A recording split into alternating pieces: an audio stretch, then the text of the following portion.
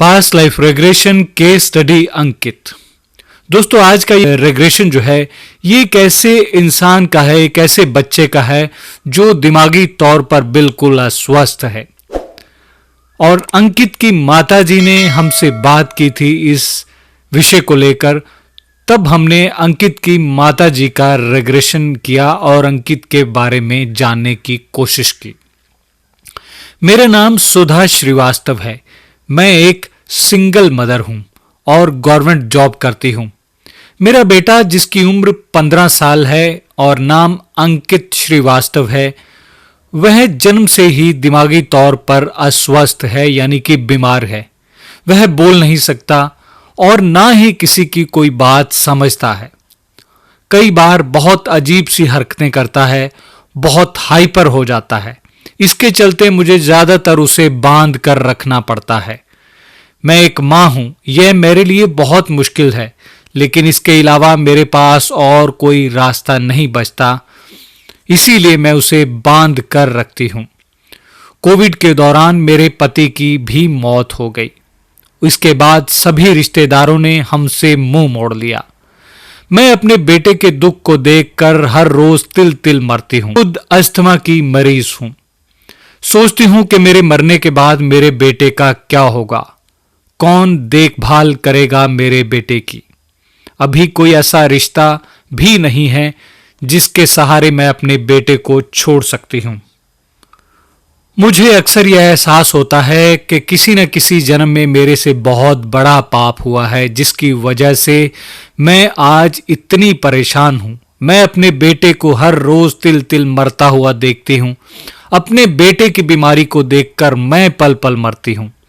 आगे क्या होगा भगवान ही जानता है, लेकिन एक बार मैं अपना पास्ट लाइफ रेग्रेशन करवा कर यह जानना जरूर चाहूंगी कि आखिर किस गुनाह की सजा मैं और मेरा बेटा पा रहे हैं। सुधा जी ने जब हमें यह पूरी बात बताई तो सच जानिए कि मुझे खुद बहुत दुख हुआ, बहुत ज्यादा। मैंने आज तक बहुत से केस किए हैं, लेकिन इस तरह का केस शायद मेरी जिंदगी में भी पहली बार आया कि एक मां अपने बेटे को चेन से बांध कर रखती है, क्योंकि वो इतनी मजबूर है कि उसके पास और कोई रास्ता नहीं। और एक ही बेटा है, कोई और बच्चा भी नहीं। रिश्तेदार भी मुंह मोड़ चुके हैं, पति भी साथ छोड़ चुके हैं, क्योंकि वो कोविड के दौरान उनकी भी मृत्यु हो चुकी है।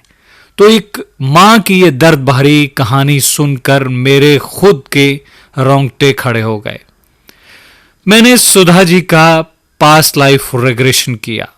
सुधा जी को ट्रांस में उतारने के बाद मैंने उनसे पूछा कि क्या देख पा रही हो। सुधा जी ने बताया कि कुछ लोग बैठे हुए हैं, जैसे कोई पार्टी चल रही है। क्या तुम एक मेल हो? तो सुधा जी ने बताया कि हां, मैं एक मेल हूं। मेरी उम्र लगभग 28 वर्ष है। कद लंबा, रंग क्या पहन रखा है तुमने? सफेद धोती कुर्ता और सर पर पगड़ी है।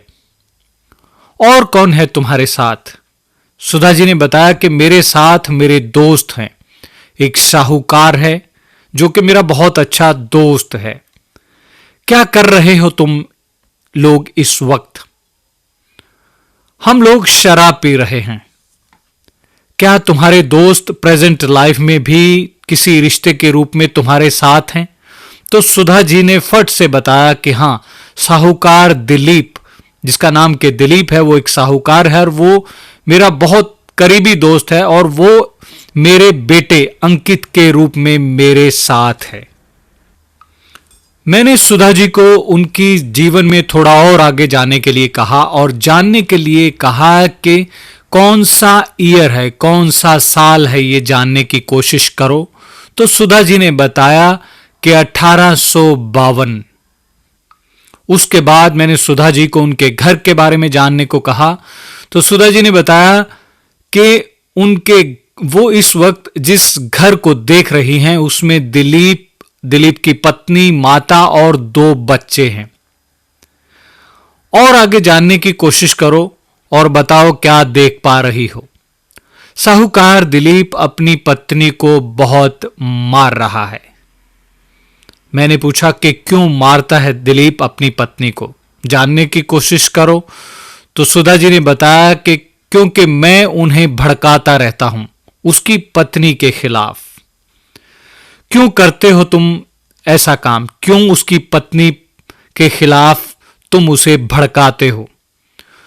तो उन्होंने देखा और बताया क्योंकि उसकी पत्नी बहुत पूजा पाठ करती है, भगवान कृष्ण को बहुत मानती है और हम लोग बहुत नास्तिक हैं।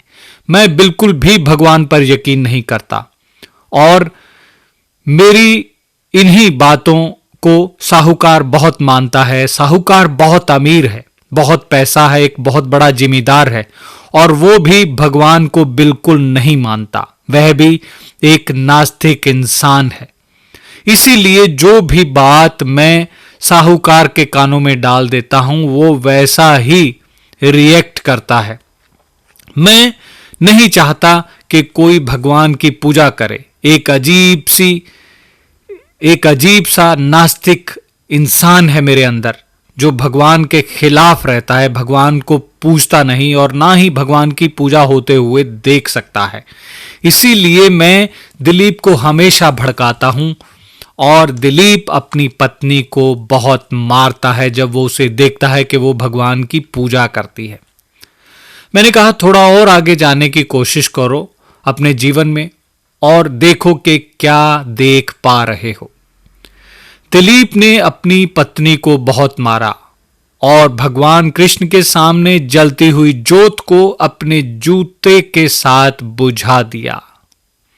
इतना बड़ा पाप सुधा जी ने देखा अपनी आंखों से तो सुधा जी का पूरा शरीर कांप रहा था, पसीनों पसीना हो रहे थे वो इस मंजर को देखकर।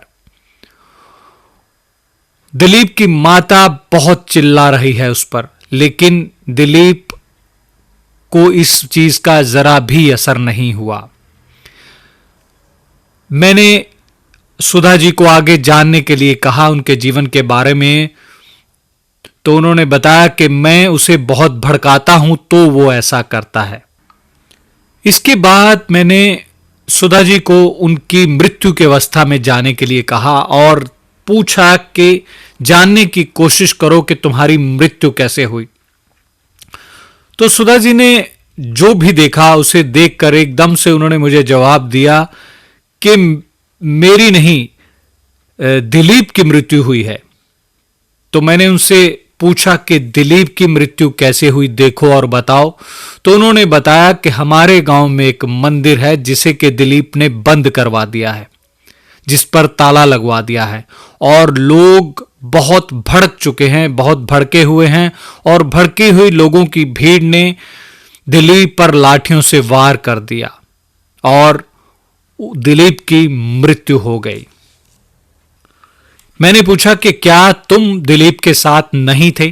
तो उन्होंने कहा कि नहीं, मैं दिलीप के साथ इस वक्त नहीं था। मैं भीड़ से बचने के लिए मैंने अपने आप को एक झोंपड़ी में बंद कर लिया।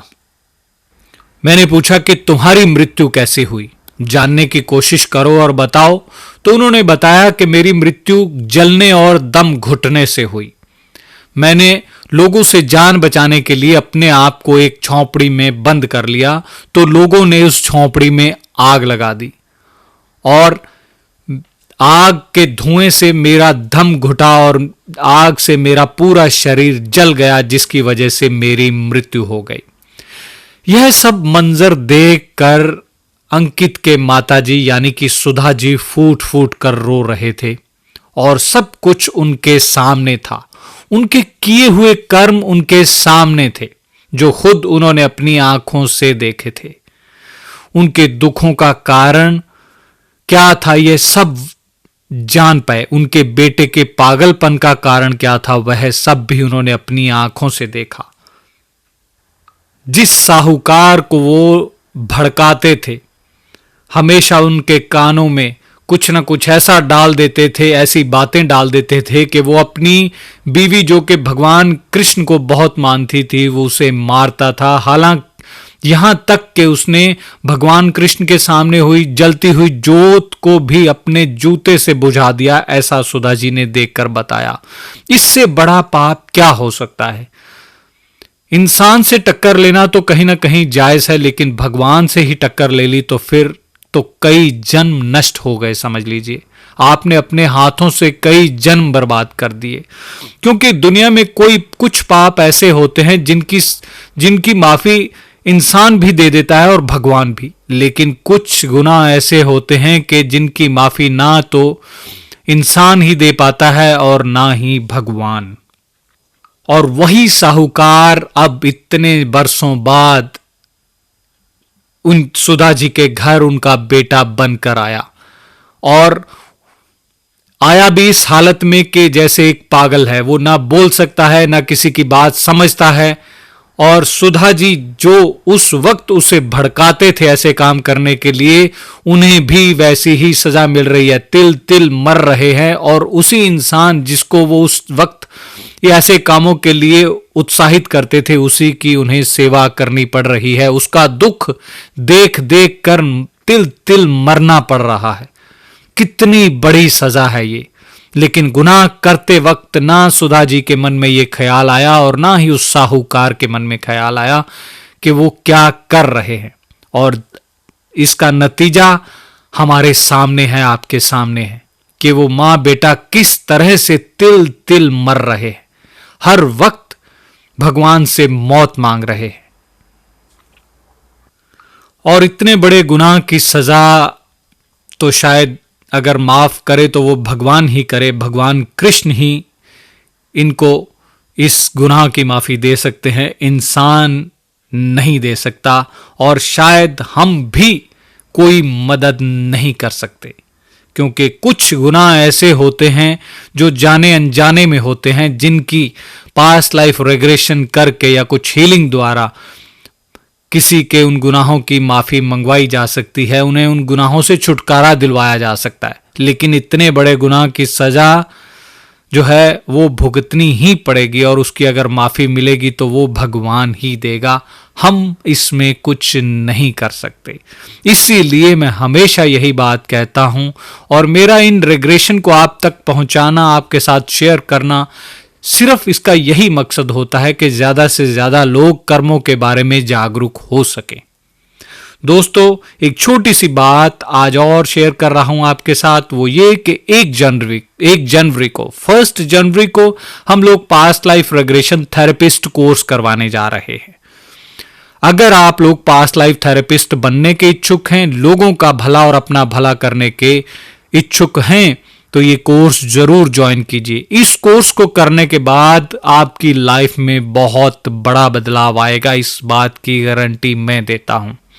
जो भी लोग ये कोर्स करने के इच्छुक हैं, वो दिए हुए नंबर पर व्हाट्सएप करके अपनी सीट बुक करवा सकते हैं। हमारा नंबर स्क्रीन पर दिया गया है।